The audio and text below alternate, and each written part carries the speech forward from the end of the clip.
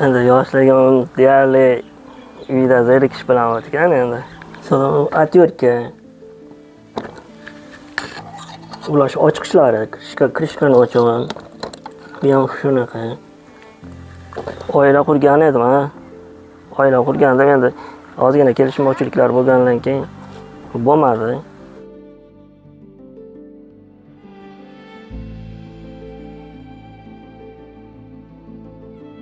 Baxt men uchun avvalo onam borligi, yonimda yurganligi, mana shu qo'limda hunarim borligi. Qaysizlar?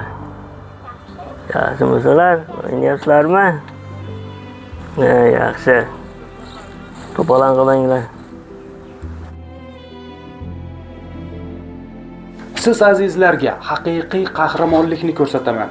Yonimda Dilmurod aka. Ularning imkoniyati cheklanganligi bois telefonlarni og'zida tuzata oladi. Mushtum ularning xonadoniga mehmonga keldi. Yoshim 43 da. Oilada 6-chiman. O'zi oilada 7 farzandmiz. Men 6-chisiman. Ukam bor, 4 ta opam bor. Akam bor. Maktabga bormaganman. Bormaganmisiz? Yo'q. Ha. Endi yoshligim deyarli uyda zerikish bilan o'tgan endi. U paytda unaqa texnika rivojlanmagan. Televizorda ham birov qo'yib bersa ko'rib, bo'lmasa yo'q. O'zim qo'yib o'chiramasdim. Keyin shu ustalar kelgandan keyin texnikalarga qiziqib, qilib oldingilar bir oladigan televizorlar bo'lgan-ku. O'sha yerda ham o'zim kanalga olmas edim. Mana bir oladigan bo'lar edi. O'shalarni ham kanalga olmas edim. Keyin bitta tayoqni oldimda uchini ayir qilib, o'shaga kiradigan qilib kanalga oladigan yasab oldim bitta. Shu pastdan turib, tishlab, o'sha tayoqni uchidan tishlab turib, o'sha ayirni o'sha quloqqa kirgizib, bir aydigan qilib oldim tishlab. Kanalga oladigan ko'rgan oldim. Keyin shu qiziqib unga qiziqib ketganman texnikaga. Keyin qo'shnimiz radiolari chiqqan birinchi. Olib chiqqan, tuzatib berganman. O'shalar sal menga bergan. Usta deb gapirganiga keyin qiziqib ketib, shu texnikalarga sekin olganman texnikalarni bir. Mayda-chuyda paykalar, shu fenaliklar tekshiradiganlar olganman-da. Asosan hozir televizor, telefon tuzataman. Eng asosiysi. O'zimiz mahalladan, qo'shni qishloqlardan keladi. Xudoga shukr, kuniga bitta, ikkita, uchta telefon kelib turadi. Endi qishloq sharoitida kam kelib turadi lekin. Iloji boricha sifatli qilib tuzatib berishga harakat qilamiz. So'ng atyorka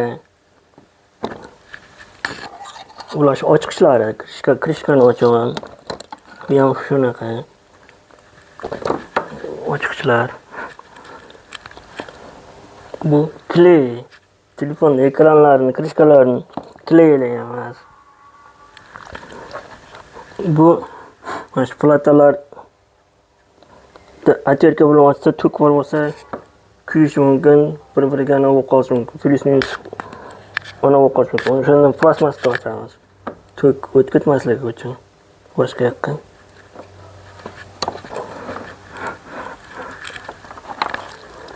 Bu cho'tkada tozalayman. Payani kelgandan keyin tozalab o'zimga uchini qishatirib, moslashib o'tirib olganman. Razvoyitel qilganda tozalaganda ko'zga sachrab ketadi-da. O'shanda u xavfli. O'shaning uchun qishatirib o'rganman. Uncha ko'zga sachramaydi. Shuning uchun o'zim ataylab qishatirib to'g'ri olganman. Pinsa. Bitta telefonni qanchada tuzatib bo'lasiz? Bitta telefonni yarim soatlarda tuzatib bo'laman. Daromadim oyiga 1 million, 1,5 million atroflari topaman. Shu daromadim orqasidan hali aytganimday uy-joy qildim. O'zim misoldan bozorlarga borsam ham o'zim bemalol olib ishlatib, o'zim xohlagan narsamni olib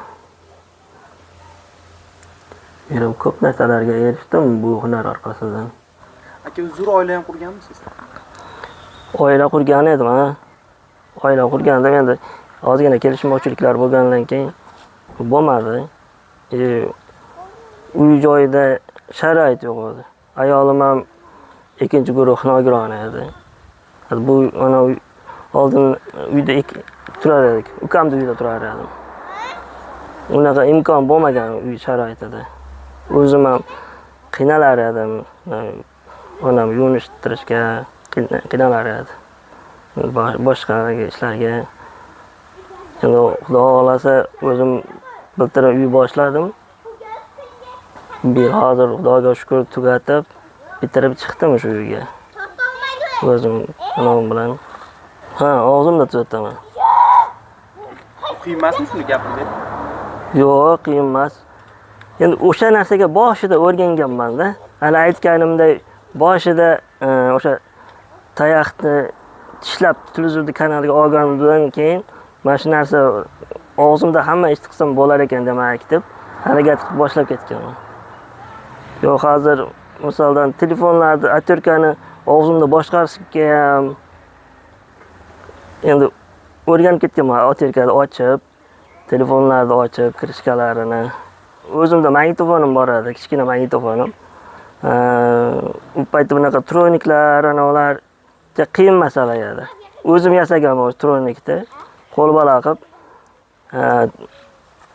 O'sha radioda tokka o'zim ulayman deb mana qilganimda onam turbaga ho'l material yoyib qo'ygan ekan. Oldimda turgan bo'lgan, men haligan tokka tiqaman, ana katta tok bo'lgan unda. Qo'lim bilan ana tokni ulayman deganimda haliga sochim ho'liga tegib ketgan-da. Shu sochim bilan shu material o'rtasidan o'tib ketgan. Shu eng voqea birinchi bo'lgan. Eng xavflisi. Kuyib qolishlar bo'lgan. Payanlikka shu o'rganganmiz-ku. Baxt men uchun avvalo onam borligi, yonimda yurganligi, mana shu qo'limda hunarim borligi, oilam, misoldan aka-ukalarim, opa-singillarim borligi birinchi baxtlarim. Xudoga shukr, o'zim ana qilsam ham shu uyni bitirib chiqdim, ustaxonalar ana qilib o'zimga ichkarida hamma sharoitlarni qilib oldim. Endi insonga bundan ortiq baxt berilmasa kerak deb o'ylayman. Chunki men shu yurgan, qo'li bor, oyog'i butun insonlar yetadigan darajaga Xudoga shukr, men Alloh mana shunday qo'ygan holatda o'sha narsalarga erishdim. O'shani o'zi men uchun bir baxt. Ko'pchilik aytadi, misoldan boqamandachilik, ota-onasini pensiyasiga, aka-ukasini yordamiga qarab qo'yganlar bo'lsa, misoldan o'zlari harakat qilib, o'zlari mehnat qilib, hozir kun juda qisqa bo'lib qoldi, umr juda qisqa bo'lib qoldi. O'zlari uchun o'zlari harakat qilsa, oilasini oldida qiynalib qolmaydi. O'zlari halol mehnat qilib topib yetgan olganiga yetmaydi. Kichik uy, lekin mehrga to'la oila. Dilmurod akaning onasi uchun katta baxt. Imkonsizlikdan imkon topib, halol mehnati ila ro'zg'or tebratmoqda. Ba'zi to'rtmuchasi sog' insonlardan ustun u. Og'zida texnikalar tuzata olishi esa haqiqiy mo'jiza. Mushtum uchun maxsus jurnalning muxbiri Ozodbek Sharobiddinov tayyorladi.